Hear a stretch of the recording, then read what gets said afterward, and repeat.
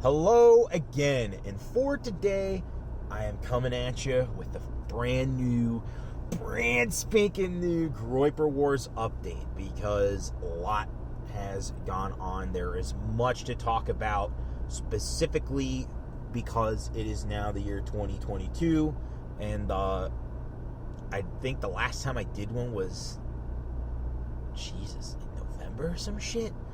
Anywho, yeah, I think I'm just going to dive right into it because there's a lot to cover, and even though I do have I do have a couple of bits of housekeeping that I do have to mention. So, I am in the process of moving from a blue state to a red state with a blue city, and I'll be living near this blue city, and so I regret to inform everyone that this channel might be taking a backseat as a result of that. I think a lot of what happened with why I hadn't been posting since the Jack Murphy video was simply because I just had a lot of shit going on as far as this move is concerned, and I really just needed to dig deep, do the work, make sure all my stuff was in order, and then now I can kind of continue again. Things are starting to wrap up here, and I'm ready to move on with my life, and that will not mean that I quit making videos. In fact, I might be making more if I have more free time, which I'm trying to get in Wagey World. And that was the other real reason as to why I haven't been making a lot of videos. I feel like my job just knows I'm on the way out, so they're just trying to fuck with me at every chance they get, and it's getting annoying. So, you know, at some point you gotta just man up and say, yo, I'm not taking your fucking busy work because I'm not some secretary little bitch. You fucking heard.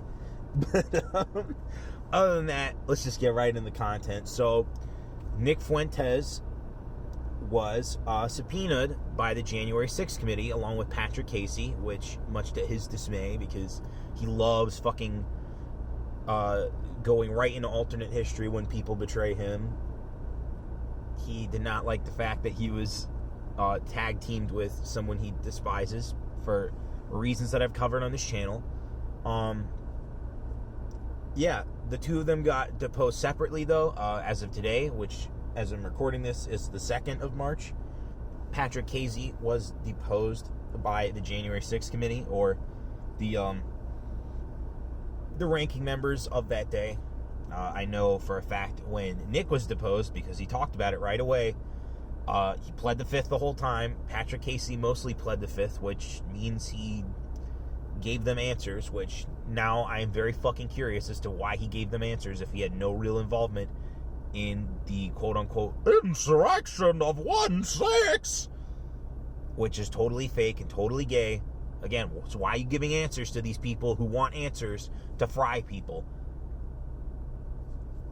But beyond that, Nick Fuentes pled the fifth in front of Adam Kinzinger, who he shouted out and called him a little bitch, and Adam Kinzinger looked genuinely uncomfortable, according to Nick, on the Zoom call, where he was not dressed in a suit. He did not really seem to care, and again, it just proves the 1-6 committee is fake and gay, much like most of Democrat politics has been for the last, 5 million bajillion years at this point, dude. Like, we're about the point of 20 years of cringe Democrat politics to where, by 2028, I think will be a full 20 years of people forgetting how cringe Obama was and how he really fucked this country, and how we really have to piece together that. And not to say that I'm going to do a commentary on that. Probably going to save that for the scripted stuff, because I really want to do a big deep dive, as I myself haven't really gone over it in full detail, and I want to really get into the meat and potatoes of why fucking Barack Hussein Obama was truly the neoliberal fourth horseman of the apocalypse after George Bush and fucking Bill Clinton and George Bush Sr., because those four presidents have been presidents that have affected my life either before or as it's come along, as I've been born. So again, that's why a lot of people will say Trump is their most favorite president, because they don't have a lot of good examples in the current modern paradigm. But anyway, yeah, the sixth deposition was genuinely uneventful. And I would say it's uneventful because if these things were held publicly, people would be mad at the fact that they are using your tax money to conduct such a sham trial. It's just such a fucking sham trial. I mean, that one guy recently died this week via suicide, and it's just brutal to have to see these people who literally did nothing wrong suffer for fucking quote-unquote crimes committed on Patriots Day, because it is Patriots Day. Fuck what you heard. Moving on. The Louis Theroux documentary couldn't have come out at a more opportune time. So, around last year, during AFPAC and during a huge chunk of last year, Louis Theroux, notorious documentarian, made a 1 hour long film for the BBC 2 channel for his series Louis Theroux Forbidden America, and didn't really go the way he thought it would. I mean, for you to sink like a year of your life into a production and just have it done at the ready, waiting to fucking make someone trip up and backfire right as they're about to fucking ascend, and you essentially have cut them an hour-long trailer for why they're based, red-pilled, and epic, and why all of his friends are fucking cool, including people like Baked Alaska and Beardson Beardley, two fucking, you know, if Louis Theroux was actually competent still, would be fucking marks. I mean, these guys love drama. If you knew that about them, you could have fucking exploited it to totally destroy them. But no, Beardson Beardley, despite some people calling it a chimp out, I actually think it's a giant victory, because what Beardson essentially did is catch this guy in the middle of his fucking act and just said, I'm not going to play this game anymore. You can go fucking sit on a dick and spin and go back to London, you fucking heard? But yeah, shit was so funny, dude. This shit was so funny. And watching Baked Alaska be like a lovable oaf again was kind of endearing, especially after the fact that Nick essentially revealed my big problem with Baked Alaska was the video he did in which he denounced the dissident right, essentially, including the alt-right, including fucking, you know, the alt-right and all that shit, and tried to essentially play the good little boy for the fucking neoliberal world order and essentially disavow his past actions. And yeah, this kind of made Baked look good again. So again, Louis Theroux, you really fucking up, dude. You really fucking up hard. And more importantly, he essentially cut a trailer for Nick Fuentes' fucking AFPAC III, which just happened this past weekend. And let me tell you something. I have some bigger gripes than I did last year as far as how shit went down. But oh my fucking god, did it just explode within a year. Like, this is something that I am trying to go to next year. So if you're a Groyper out there and you want to meet me, I'll figure out ways to make sure we link up at AFPAC IV. But I've tried really hard to remain objective as I cover the Groyper Wars. But honestly, the over-fucking reaction from the media for AFPAC IV is such a colossal W that I really feel compelled to attend next year. This year, I have this move going on. I didn't want to go down there and, spend the money that I would need to fucking get my ass down there and get my suit done upright and all that shit. But, guys, total fucking Groyper victory yet again against the media. So first off, the event sold out very quickly. Within like 2 to 3 weeks, I want to say. Then they reopened as they got approval from the venue to expand the conference size. Then that sold out within the week. It was like an extra 100 tickets, and they blew right through that barrier in no time. And people who thought they weren't going to go ended up going, like Dalton Clodfelter, one of the more recent ads to Cozy.tv. And again, they just blew the fucking lid off it.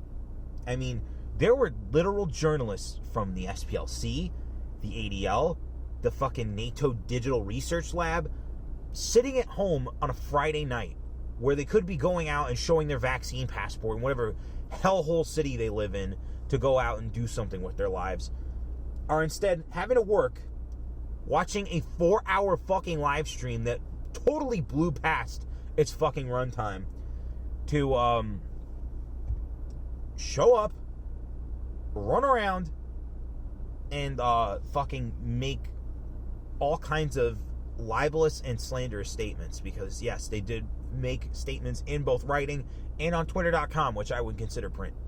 Which I would not consider print, I should say, because that's just people talking as shit's going on. When you're live tweeting, you are essentially spouting off from the hip. You're not being edited. You're not fucking thinking about every single word you're doing.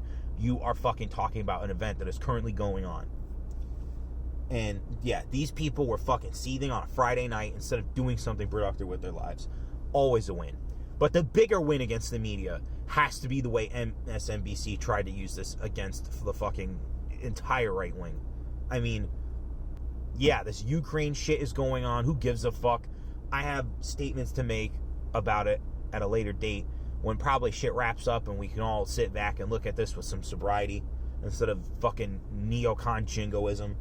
But my God, the way that they took that one little comment that Nick made about Vladimir Putin and how great Russia is, and they took it like fucking suckers, dude.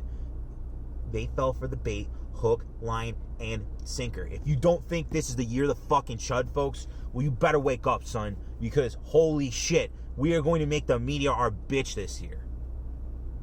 Because if that's all it takes is more Russia, I have 5 million memes on standby about more Russia. And you're not going to like any one of them, fucking media whores. So let's get into the conference proper. So as far as the structure, yeah, everyone really needed to stick to that 20-minute window. But at the same time, I don't think there should have been 9 speakers this year, because now they're saying, as a result of a certain speaker that I'm going to have to get to, that there were, 8 speakers, and they went on and did their piece, and 3 of them were fucking video drops inside the conference, so those weren't really that long. I don't have a real gripe with that. I have a gripe with them not being presented properly on the thing. Like, if it needed to take another 10 minutes for the video to buffer proper, especially on Janice McEachern's, you should have waited, guys. Also, what the fuck was with the lighting? The lighting sucked ass this year. The reason why I say the Louis Theroux documentary looked like a fucking trailer for AFPAC III was because it made AFPAC II look so crazy cool, and that whatever was coming next would blow it out the fucking water. Like, I understand the whole reason behind not having identifying backdrops. Cool. But the lighting was the thing that made you guys look cinematic. It made you look, dare I say, fucking epic. Dude, I don't even remember that meme anymore. That Ben Shapiro meme. Oh, yeah. Okay, this is epic, folks. You see this lighting? You see this blue? You see this red? You see the keyed in white in the middle? That is Kino. So don't tell me that your outfit's Kino. Don't tell me that your fucking shit is Kino when your lighting was literal fucking, like, freshman film school tier garbage. I know y'all can do better. Do better. And, yeah, not trying to use that fucking cringe argument, but I know y'all can do better. I've seen it happen. That blew me away at AFPAC II when I saw that there was high quality lighting being done on the things. If you want, I have my email in my sources. Email me. I can teach you about 3-point lighting. I have the knowledge. I can be utilized. Please. All it literally is just doing the same setup, but strategically placing gels on this light and another light, and you're good to go. And you get the same look. Like, seriously, I have all this knowledge about lighting. You could totally use it, and I will never take credit for it. I don't even give a fuck. I know you can do better, and you should have done better. Anywho, so we had MTG lead the conference. Now, apparently this was supposed to be Tom Hogan, and from my suspicions, Tom Hogan might actually also be one of the inside QAnon leakers to Nick Fuentes that he talks about on his show all the time. So if that's the case, fucking based and red-pilled, Tom Hogan vindicated once again as being based and red-pilled, one of the best directors of ICE, really fucking took a hammer to immigration before the election was stolen. Fuck your mother. You heard? Anyway, so yeah, we had the surprise Marjorie Taylor Greene speech. She didn't disavow. She fucking, made her talking points. But the fact that she didn't disavow and then went on to the State of the Union this week and outlined things that the base that she talked to really wants, says the Overton window is shifting and that courage is contagious. And speaking of that key phrase, can we give it up to fucking Vincent James yet again, leading the conference in the enthusiasm and energy levels? I mean, holy shit.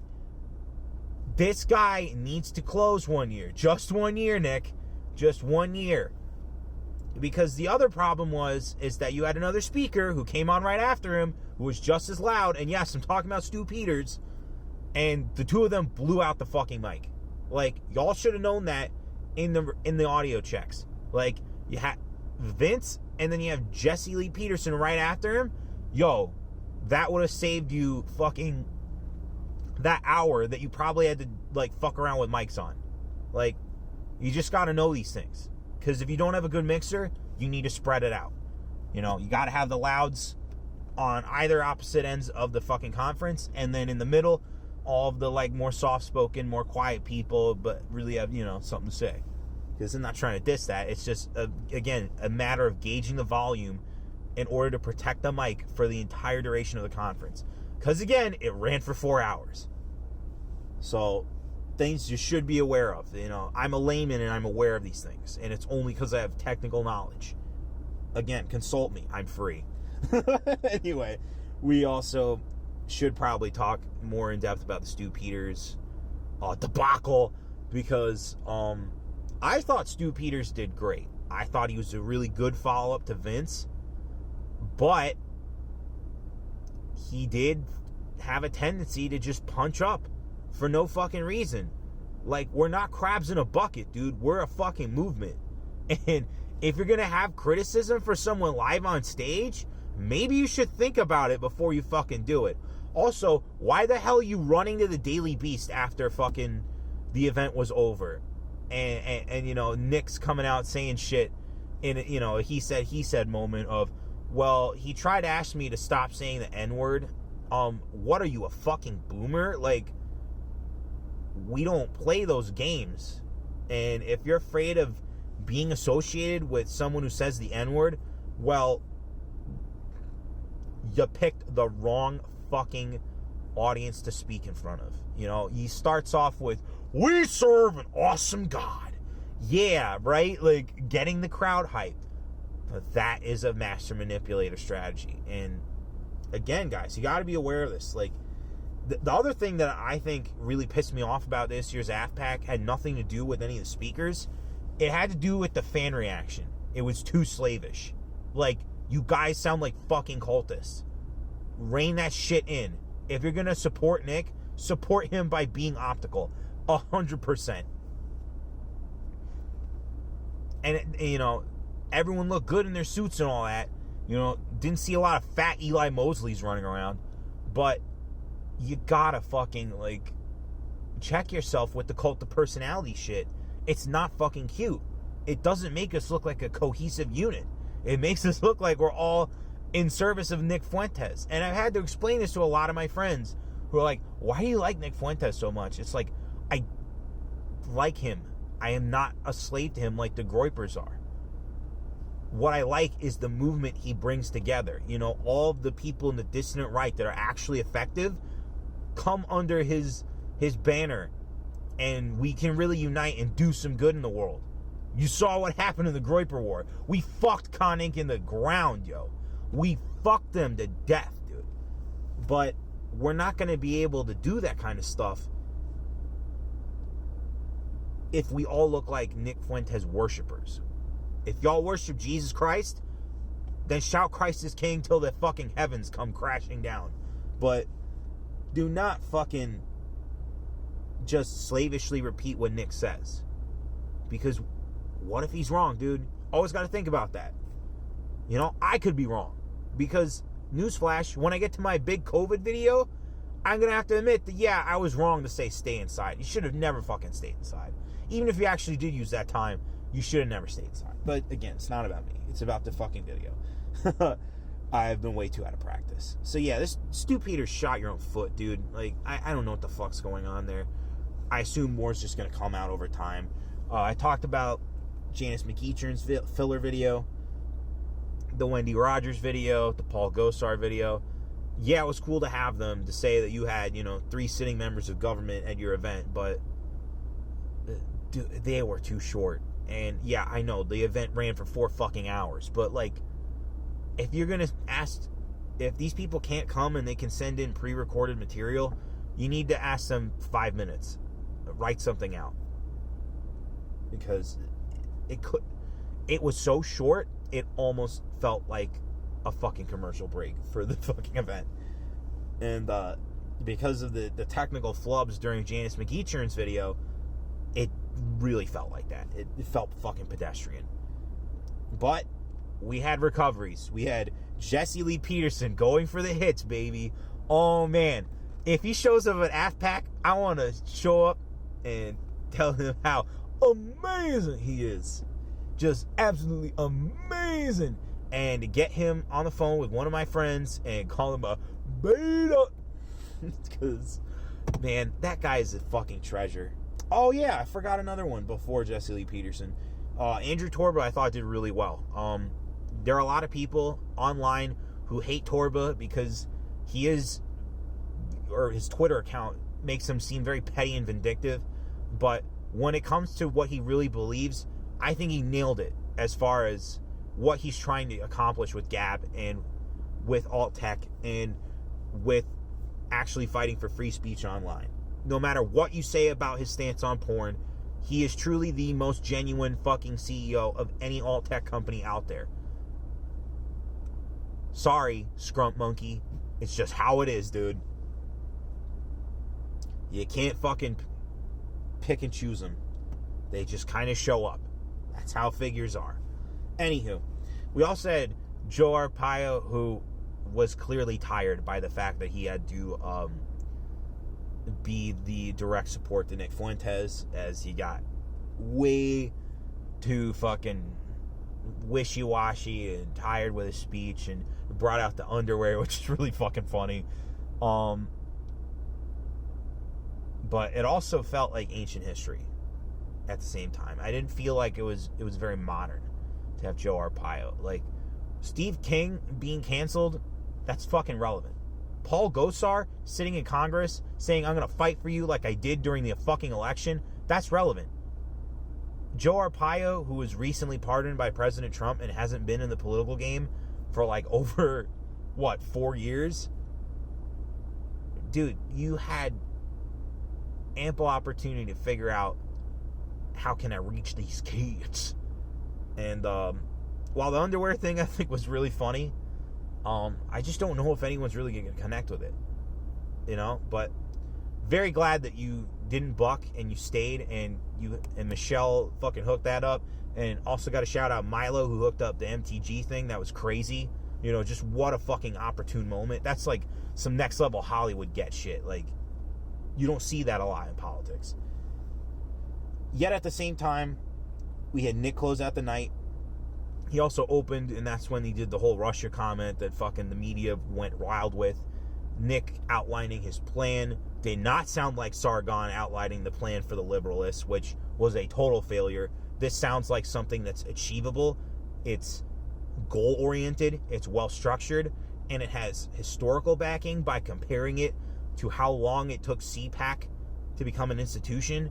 I mean, AFPAC, by AFPAC's metrics, in like 3 years, it's going to be a weekend conference, and it's going to take a smaller convention center. Like, absolutely insane. Like, they'll probably take the Gaylord Palms in Orlando or something fucking crazy, and everyone's going to be like, oh, AFPAC gay. It's like, haha, dissident right convention, totally popular. Wignat's blown the fuck out on Gab.com. But yeah, I think I've kind of weaved my gripes into this. Oh, wait. Did the audience, did the runtime, rewriting history. I do not like this part of Nick. Like, I really don't. Like, this is Nick's ego getting in the way of him achieving greatness. You know, part of my channel is to tell people that care to listen, look, you gotta sit down and be humble. Like, yeah, it's a quote from a Kendrick Lamar song, but it's so fucking true. You gotta realize what's going on around you, and you can't always just do the whole Kanye thing of, oh, I'm the greatest, I'm a fucking genius. You know, like, you just can't, because at any point, your God, your Christian God, or reality will fucking sucker punch you with karma and ruin everything you got. That's why people think, like, cancel culture is righteous, when it really isn't. But that's just, you know, something for another time, because in conclusion, I think AFPAC was a genuine success. I do agree with Vince in saying that you have to take the small victories over whatever failures happen that day. But Murphy's Law is something that you can prepare for, like a fucking hurricane. If you know what to expect and know what went wrong, you start from there and you work backwards. And you don't have to fucking ship a Theseus it, where you replace everything until it's unrecognizable. The bare bones are there. You have a giant conference room. You host a dinner. You have a meet and greet. You have these speakers come and do these big talks. You have genuine interest. You have the most enthusiastic right-wing crowd ever assembled in one room. Okay? There wasn't this much enthusiasm in fucking Charlottesville as there was at AFPAC III. And yeah, I'm going to say that because you, the Groyper audience, who may be Nick Fuentes cultists, are genuinely concerned about the future of this country, and AFPAC is the only place where you feel comfortable enough to express that. And for that, I salute every single fucking guest, attendee, intern, fucking staffer, speaker that showed up. Even Stu Peter and his treasonous ass. Because before all that, he did show up. He didn't just pull out at the last minute like certain other people did. Patrick Casey the year before. But again, to Nick, all I have to say is, dude, don't rewrite history. Don't fucking do that. You don't have to acknowledge it, but don't fucking bring it up like, oh, I'm not including you for a reason, wink. You're just going to get fucking trampled on by reality. Karma is going to come after you like the ungodly sea serpent that whore is. So, to all the enemies of America First who are genuinely afraid of the rise of the Groyper, well, you better tread lightly, because not only is it the rise of the Groyper that is oncoming, it is the year of the fucking Chud, and you will all be smited by the power of the fucking Groypers.